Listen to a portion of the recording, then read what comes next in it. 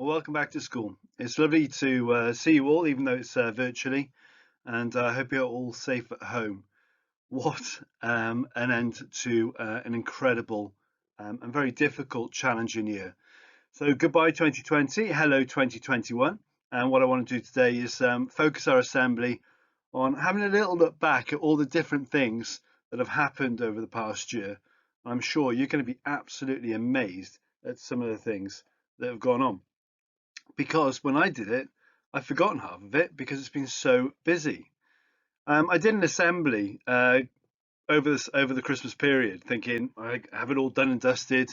And then in school yesterday, our first day back for staff training, all of a sudden we start realising that things were not going as planned, and the Welsh government were not making the decisions that needed to be made. And so we decided to take some time to go into online learning, and lo and behold, we're back into lockdown. So I've been up since 4 a.m. this morning, working on getting the school ready and sorted for that lockdown period and rewriting my assembly on the basis of the changes that have happened over the past 24 hours. So if I splutter a little bit or look a little bit old and ragged, you now know why. So throughout this assembly, you're going to see little headings like the teardrop explodes at the top of my heading. Your challenge is to try and work out what band or what song they come from, and hopefully they mean something to the headings and the headlines that we'll be looking at through the whole of this assembly. Well, way back in January 2020, 12 months ago now, a new virus, a pneumonia of unknown cause, which later became known as COVID-19, spread outside of Wuhan in China, and obviously led to a global pandemic.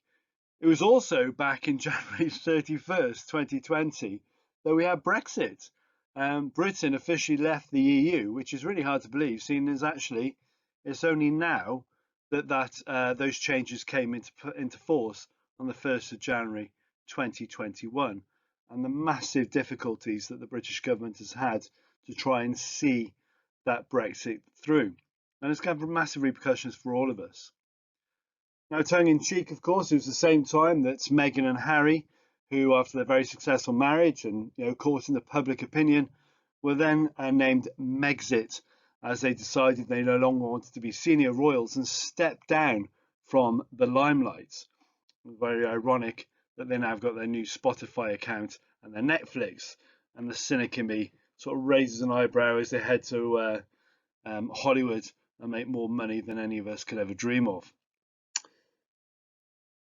It was also, ironically, the very first British death of coronavirus. We didn't know it at the time, but autopsies show that that was the case. In the first week of January 2020, the first person died over a year ago now with COVID-19. February is the time we saw mass flooding, and I was amazed about the amount of flooding that went on during that time. We got a river that runs at the back of our house, and the first time ever I saw it with William, we were walking, we saw it break its bank and actually wash half the levee away. So it's an incredible flooded period, first by Storm Ciara and then exacerbated by Storm Dennis. It was also the time that Sajid Javid actually quit through a cabinet reshuffle. It was absolutely cutthroat.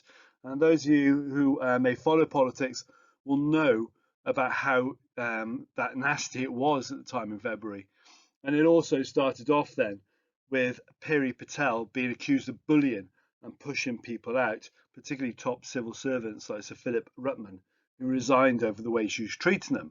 Ironically, she got away with it and is still in position, but has a very poor reputation for team management and personal skills. Mr. Johnson came out and said that he was going to marry his partner, Carrie Symonds, and later, of course, that they were expecting a baby. And of course, all of that has happened now, and they moved on with their lives. It was also an extremely sad time where Hashim Abidi and his brother Salami actually carried out the Manchester Arena bombing. Only 23, he was found guilty of 22 counts of murder and attempted murder in February of 2020. and he had a record life sentence of 55 years in jail.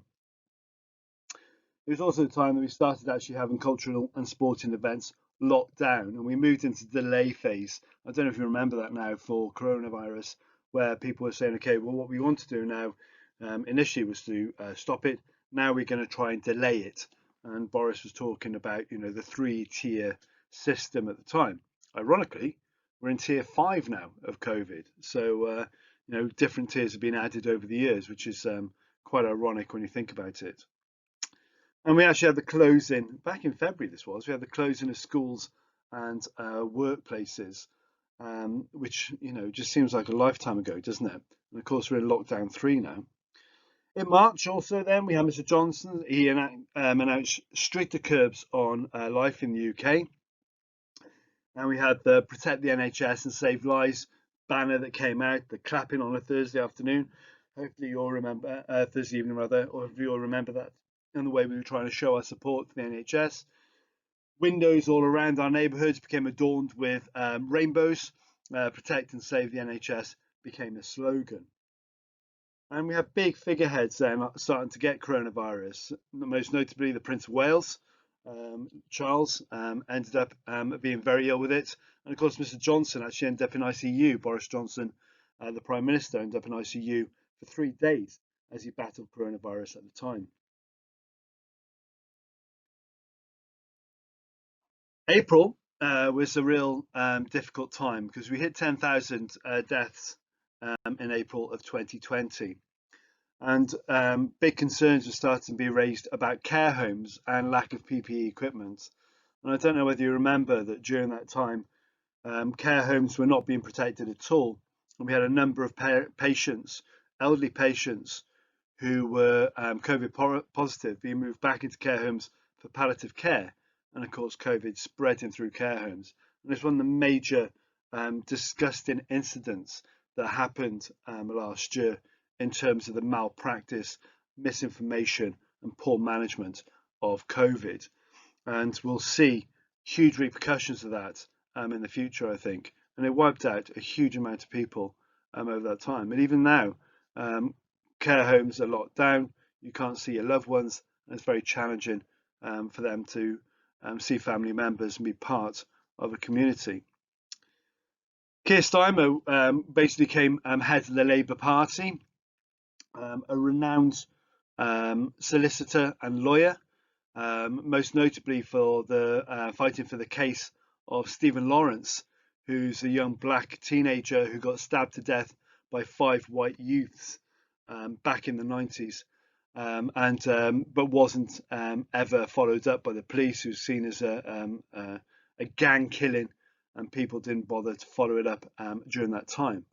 Ironically, as we'll see as we move through the year with Black Lives Matters, the election of Keir Starmer as the head of Labour did have some very mute political points with further black deaths and racism throughout last year. And of course, we have Dominic Cummings, our lovely Dominic, who was our media mogul in number 10 at the time, decided that even though he was COVID positive, he was going to drive to Scotland and needed to test his eyesight out by going to Barnard Castle to see whether he could see the sights properly. Obviously, all for health reasons, very legitimate, and he just stopped off, obviously, on a couple of places, including a nice little woodland retreat on the way home, even though being COVID positive, when he travelled back from Scotland to London, just to make sure that he was okay. Not really thinking about what he was spreading at the time and going completely against government rules.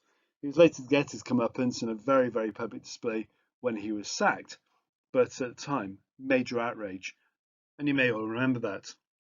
In June then, as we've already said, was the big change really in the international view of racism, with Blackout Tuesday globally held on June the 2nd in response to the death of George Floyd.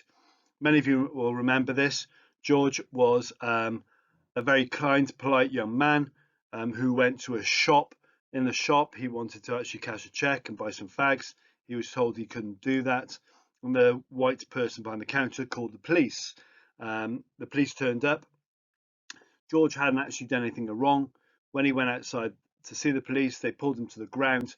They put the police officer put his knee upon George's windpipe, and despite everything George was saying and trying and arguing to get him off, the police stayed there and effectively suffocated George, and he died. The result then was Black Lives Matters movement growing in massive international acclaim and movement across the world to actually rewrite the history and recognise slavery and racism and the growth of that in our society. It led to big questions in Britain in particular with the slave trade that made the Great British Empire of the 1800s. And you may have seen that there are many statues in Cardiff, Bristol and Liverpool, particularly the slave ports of the 1800s, where statues to people who built up Britain at the time were actually ripped down, and people were calling for them to be known for what they were, and that was slavers and the killer of people. You know, these people devastated lives. They destroyed African communities as they pulled people out of their tribes in Africa over to the cotton farms in America to live, work and die in the extreme heat and poverty over there, while all the money came back to Britain and the incredible wealth that slavery brought in. The implications for this are huge, obviously, and are going to be rewritten through our history as we move forward, particularly when we have to relook and refocus on how we celebrate our history and our past and the people who made Britain the place it is today. It was also where UK coronavirus deaths hit 50,000. And with the warm weather, there was a number of issues that came about. Non-essential shops, despite the 50,000 deaths, were allowed to open. We had crowds flocking to the beaches where people were not socially distancing, enjoying the weather and just getting out after the lockdown that actually had come. And then we started having local lockdowns, Leicester being the very first one, where we started having these regional and fragmented approaches to lockdown, which, you know, many of us feel has exacerbated the problem and led to lockdown 3, which we're in now, and hasn't resolved the problem at all. It also led to the fight for free school meals. And many of you may remember, you know, very famous footballers, ex-army officers, and celebrities who started to fight for food for children. Because what happened, many children in poor areas who get free school meals weren't having food in the lockdown, and the Conservative government would not extend the programme to support these children through the summer. And it was met with outrage. And a lot of people started to stand up and say, no, children should have decent meals and they should be allowed to eat. And as a result of that, we had a big U-turn from the government again in the summer holidays, where they decided that children actually do deserve to have a meal once a day. In July, Captain Sir Thomas More was actually knighted by the Queen at Windsor Castle. Now, you may all remember Sir Tom. He's the young man who hit 100 recently and walked around his garden 100 times with his Zimmer frame and raised over £32 million for NHS charities. A phenomenal achievement by Sir Tom, and really caught the hearts of the nations at such a difficult time. Another U-turn then in August by the government happened as well. Do you remember that time where they had this logistical data that they were going to use to actually identify how A-levels and GCSEs will be calculated by putting them through a computer to see that the grades were allocated fairly and that all children got the grade that they deserved. It was a complete and utter disaster. The government had egg all over their face and had to turn around and say, well, actually, should we just listen to the teachers who know the children, who've marked the work, and have seen and taught these kids for the past 5 years, because maybe they know what grades they deserve. And that's what they did in the end. And of course, we're in the same situation now moving forward to this summer, and hopefully we'll have more sense to prevail, because a number of children went through a lot of anxiety and stress last summer when the government basically cocked it up. That is a professional and technical term. It was also the month where our MP Charlie basically finally got done for sexual harassment against 2 women. This MP used his position of power to sexually assault women in his constituency and had got away with it. But fortunately, there was a very tenacious young lady who said, I'm not going to accept that, fought the case, and he was jailed only for 2 years, unfortunately, but he was jailed and actually paid for his crime. Many of you may not even remember that, but what you have to think is this MP is meant to be in a position of power, trust, and worthiness. He's meant to be a role model for all of us, and he decided to use and abuse that position to sexually assault women. Absolutely disgraceful, and rightly so, he was jailed. And then all of a sudden, Mr. Johnson unveiled the 3-tier alert system for England in October. We exceeded 1 million confirmed cases of coronavirus since the start of the outbreak, and that was just in the UK alone. And all of a sudden, the 3 tiers was born.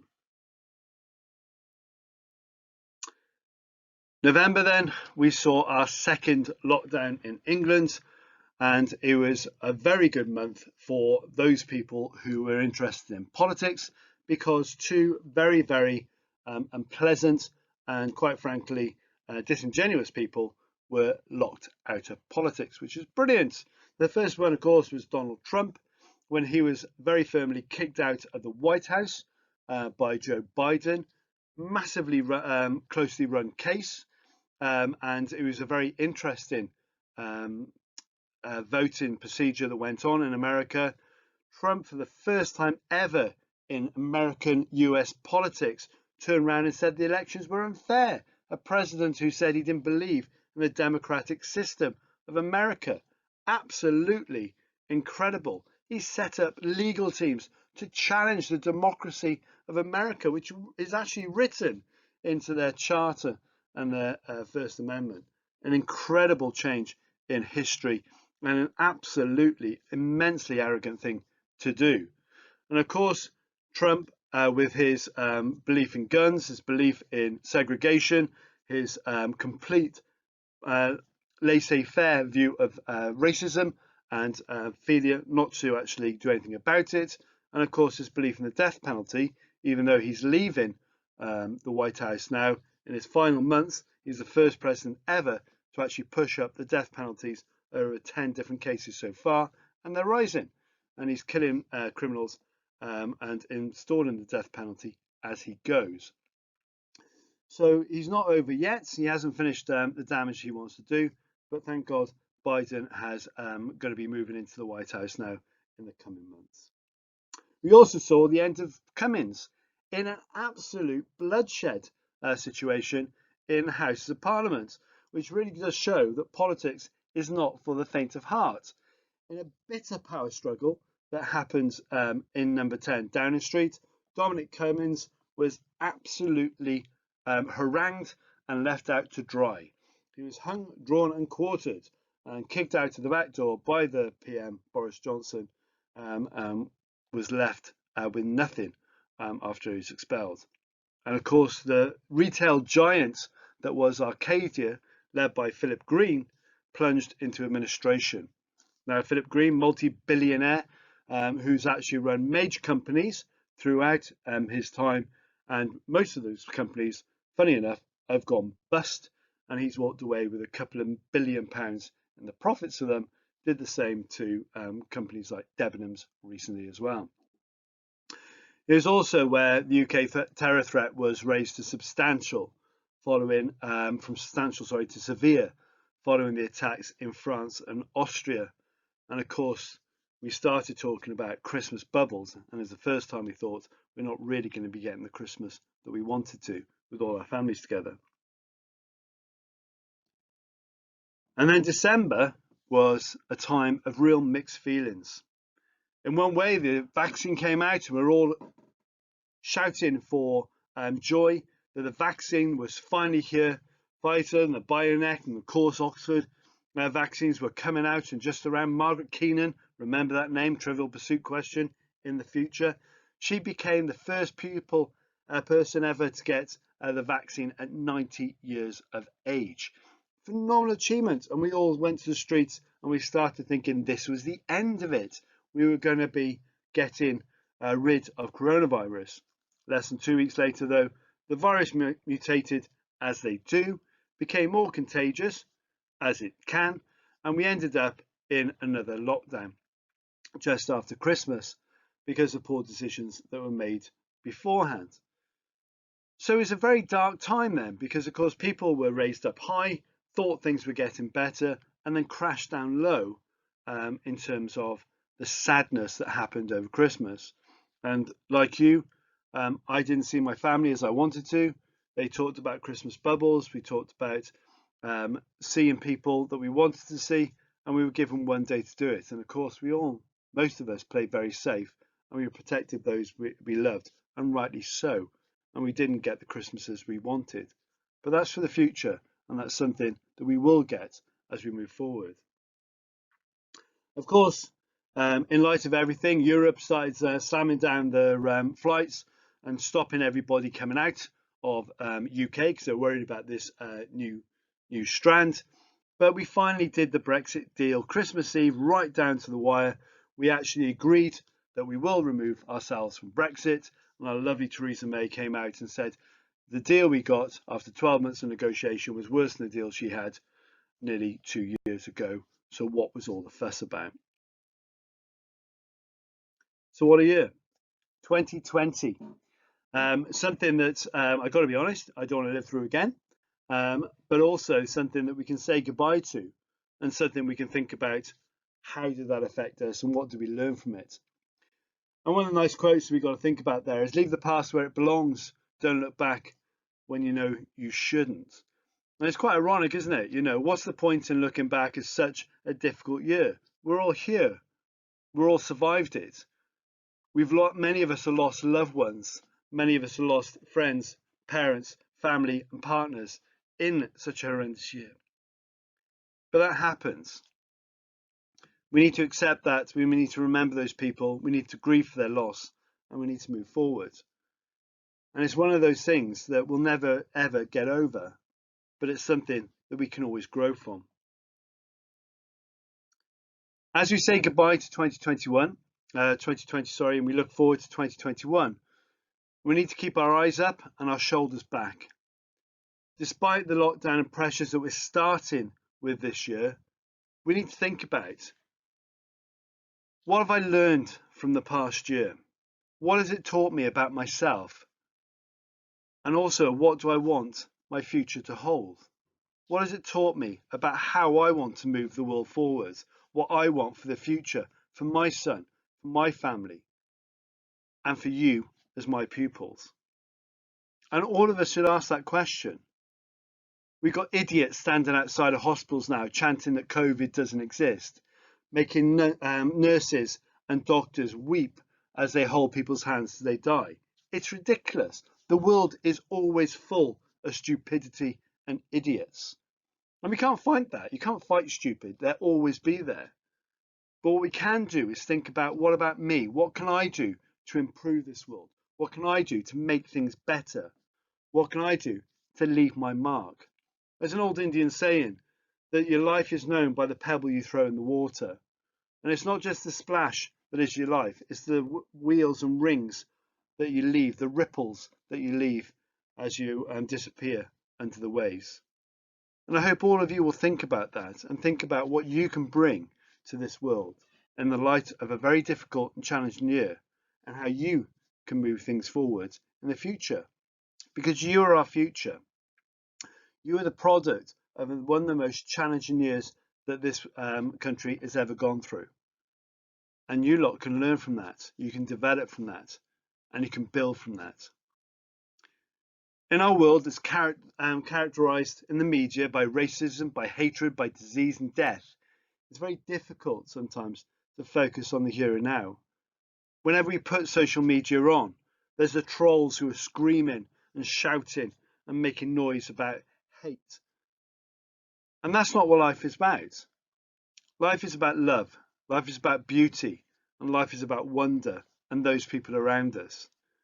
And we don't get that by knocking people's towers down. We don't get that by pointing out other people's faults.